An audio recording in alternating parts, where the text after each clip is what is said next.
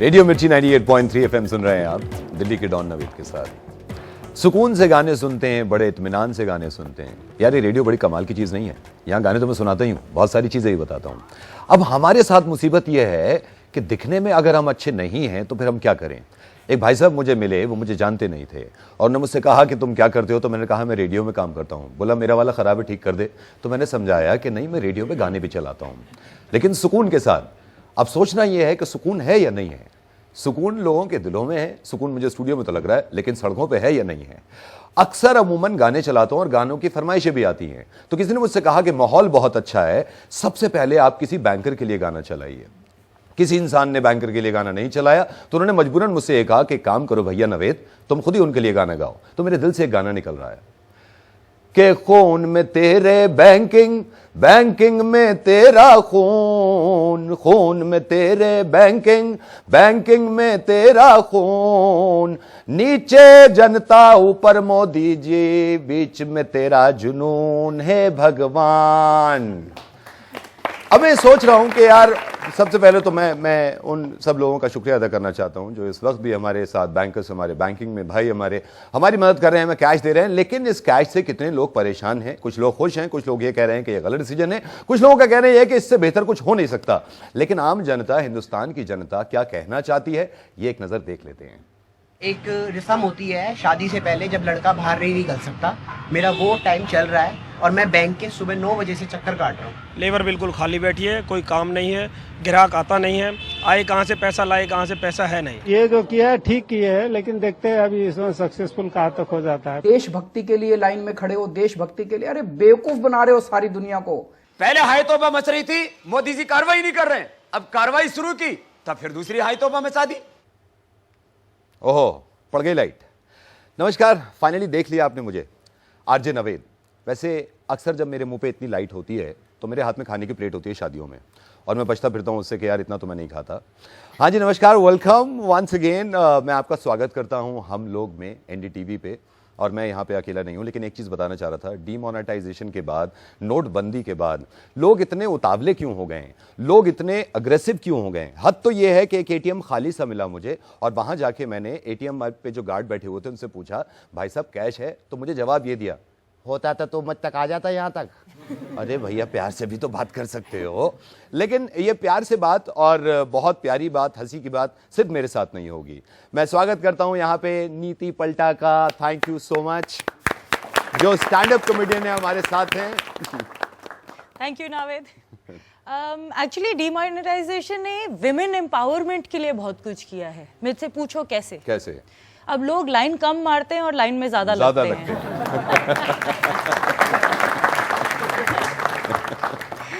और apart from that I think demonetization ने ना काफी इम्पॉसिबल चीजें अचीव कर ली है। जैसे 5वीं फेल को भी इकोनॉमिस्ट बना दिया है। और चार्टर्ड अकाउंटेंट्स जिनकी किस्मत में सिर्फ अरेंज मैरिजेस लिखा था, सडनली उनको लव लेटर्स आने शुरू हो गए हैं। और finally I think marketing call करने वाले वो टेलीमार्केटर्स की लाइफ बिल्कुल सुधर गई है। बिकॉज फॉर अ चेंज लोग उनको फोन कर करके क्रेडिट कार्ड मांग रहे हैं और ये कह रहे हैं कहा ना नहीं चाहिए। एंड टेक इट अवे नगमा। स्वागत है आप सबका हम लोग में सिर्फ आरजे नावेद और नीति पलटा नहीं है, मैं भी हूँ इनके साथ। मैं हम लोग छोड़कर गई नहीं हूँ। पर आपने सुना कि कुछ लोगों में सुकून है, कुछ लोगों में बेचैनी है, और इन सब के बीच में चार्टर्ड अकाउंटेंट्स जो हैं उनके पास में लव लेटर्स भी आ रहे हैं। विमेन एम्पावरमेंट के लिए कितना अहम फैसला है डीमोनेटाइजेशन। नीति ने उस पर आपको अपना टेक बताया कि कैसे लोग अब लाइन में खड़े हैं और लाइन नहीं मार रहे हैं। तो डीमोनेटाइजेशन ने लोगों के सेंस ऑफ ह्यूमर को भी बहुत ज्यादा बुलंद कर दिया है, और तमाम तरह के जोक्स, व्हाट्सएप मैसेजेस, गाने, ये सब हमारे पास आ रहे हैं। और मैं आप सबका स्वागत करती हूँ हम लोग में मेरे साथ यहाँ पर मौजूद हैं राजनीतिक विश्लेषक अभय दुबे भी, और हम तमाम जनता यहाँ पर आप सबके साथ में हम होंगे। इसके अलावा लखनऊ स्टूडियो से मेरे साथ जुड़ रहे हैं आप जिनकी बातों पर हंसते रहे हैं, वो आपको सालों से हंसाते रहे हैं, वो हैं राजू श्रीवास्तव। बहुत बहुत स्वागत है आपका राजू श्रीवास्तव इस शो में। बहुत बहुत धन्यवाद। हमने सुना आरजे नावेद को, देखा भी आज हमने नीति को सुना, उनका डीमोनेटाइजेशन पे उनकी क्या समझ है, उनका क्या टेक है। डीमोनेटाइजेशन जब से हुआ है, आप आपकी नींद हराम हो गई है या आप चैन से सो रहे हैं? आपके पास किस तरह के जोक्स आ रहे हैं? आप क्या कहेंगे इस पर? जी नगमा, पहले तो मैं आप ही की बात को पकड़ के बात शुरू करता हूं।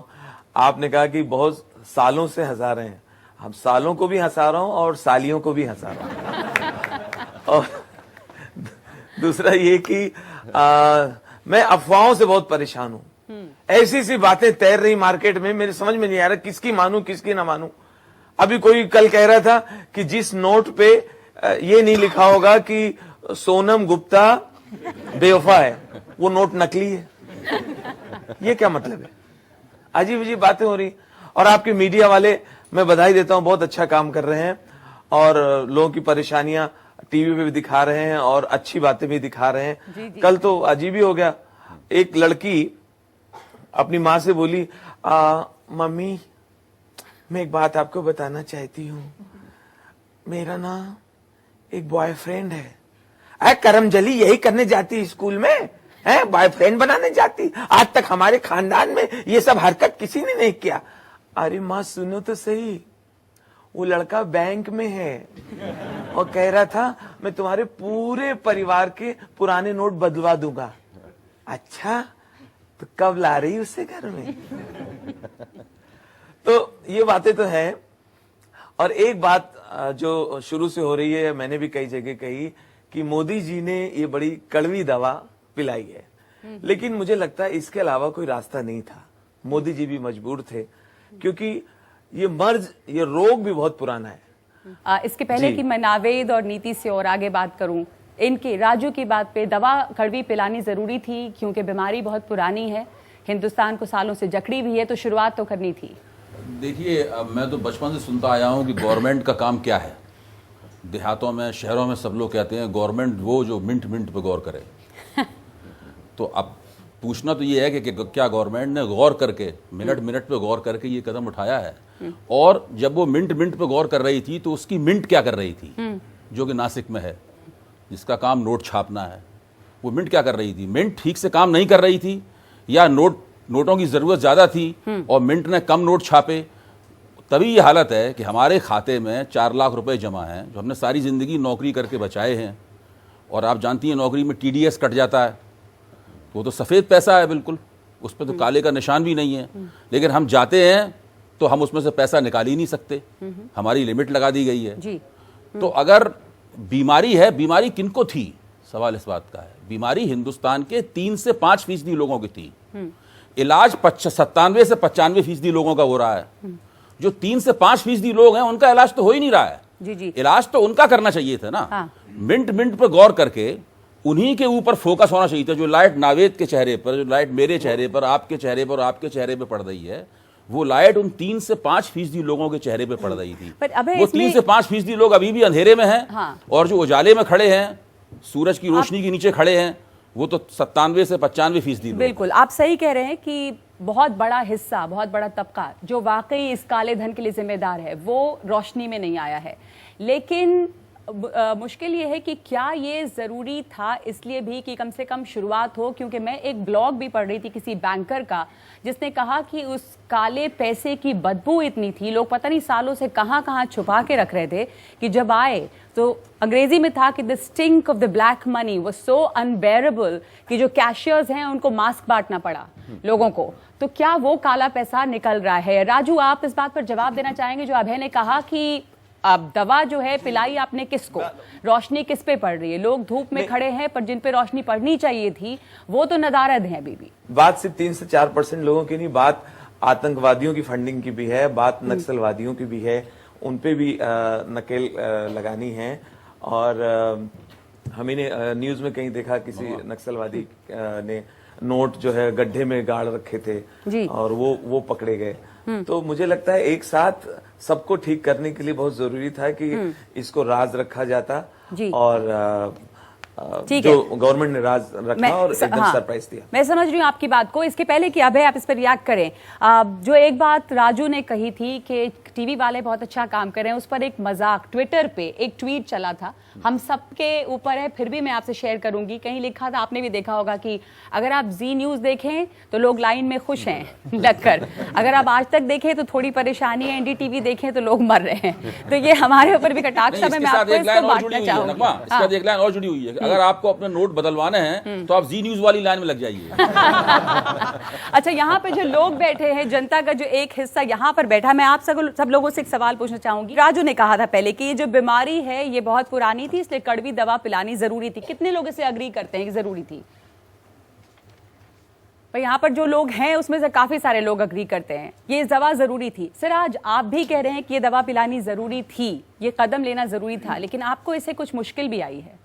लास्ट 2 दिनों से मैं परेशान हूँ। मेरी भाभी प्रेग्नेंट थी और लास्ट उनका 1 महीना ही हुआ था और पैसे एक्सचेंज नहीं होने के कारण वो बच्चा एक्सपायर कर गया।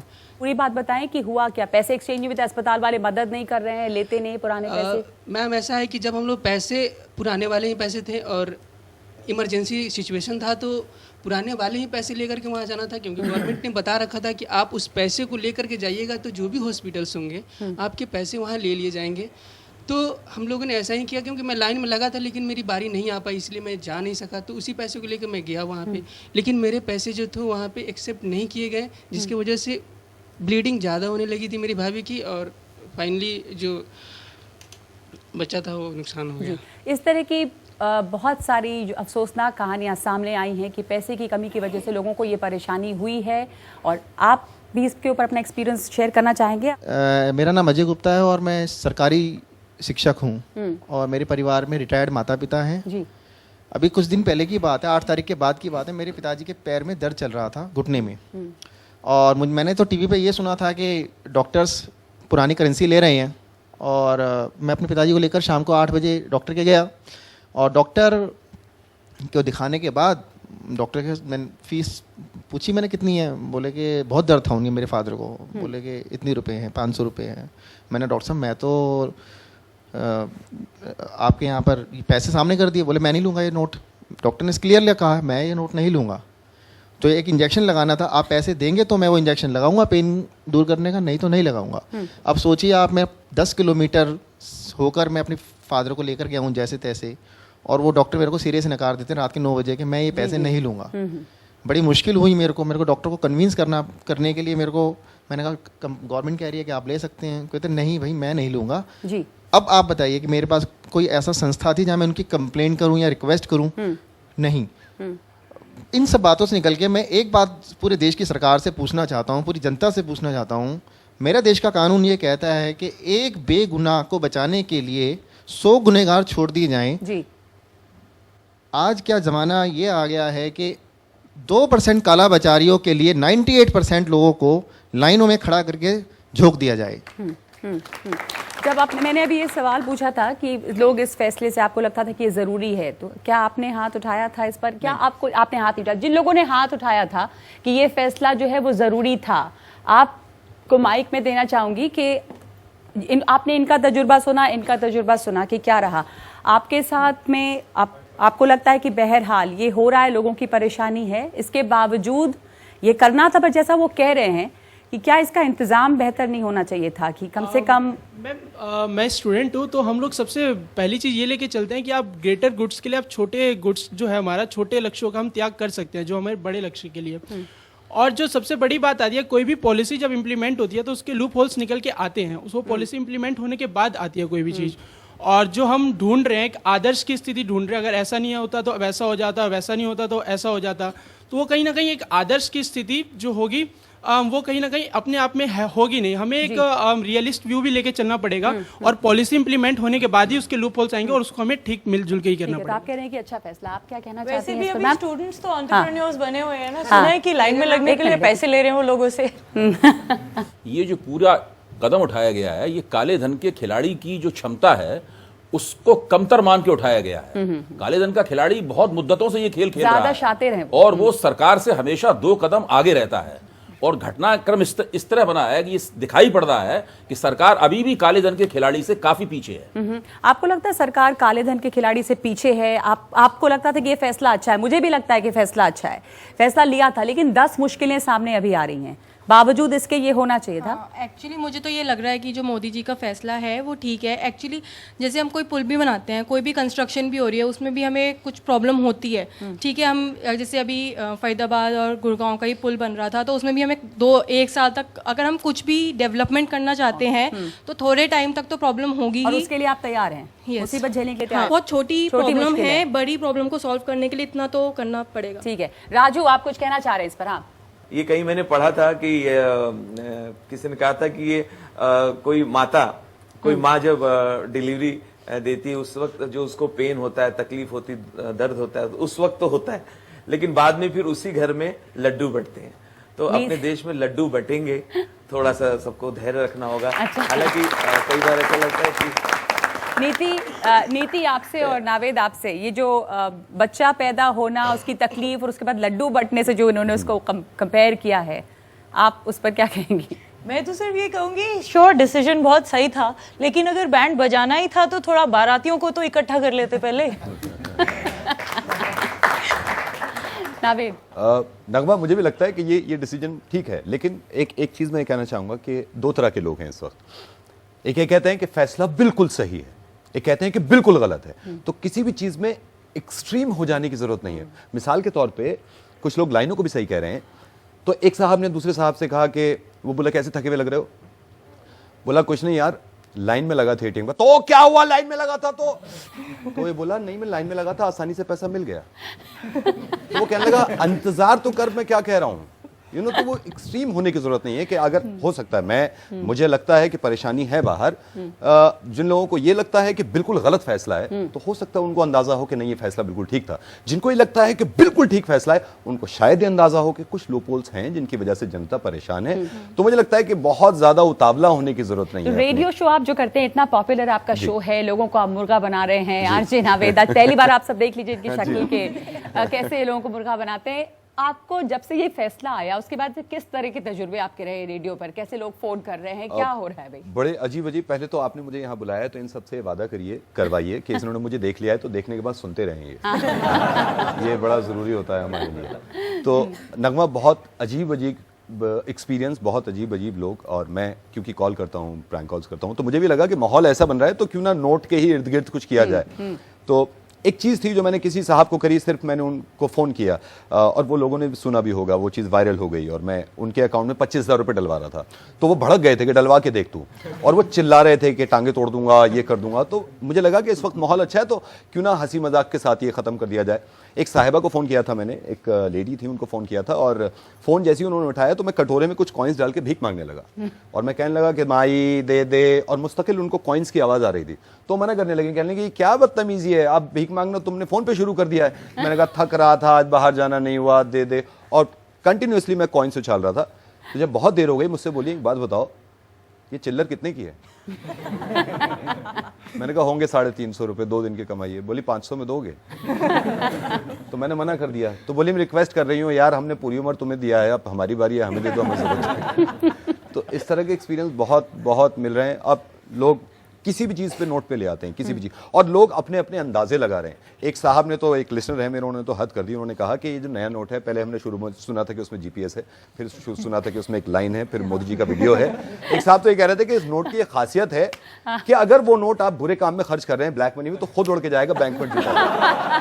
मैंने कहा यार ये पॉसिबल नहीं है, इतना मत करो। तो मुझे लगता है आजकल मजाक करने में मजा आ रहा है और उसको लाइटली तरीके से लें। बिल्कुल, मजाक करने में मजा आ रहा है। और मुझे तो लगता है कि लोगों की जो नावेद का जो मुर्गा है वो आजकल बहुत सांसत में है। होता यह है कि लोग जब मीट शॉप में जाते हैं चिकन खरीदने के लिए, तो मुर्गा खुद उछल के पूछता है तेरे पास छुट्टा है, वरना मुझे बेकार में कटवा दो।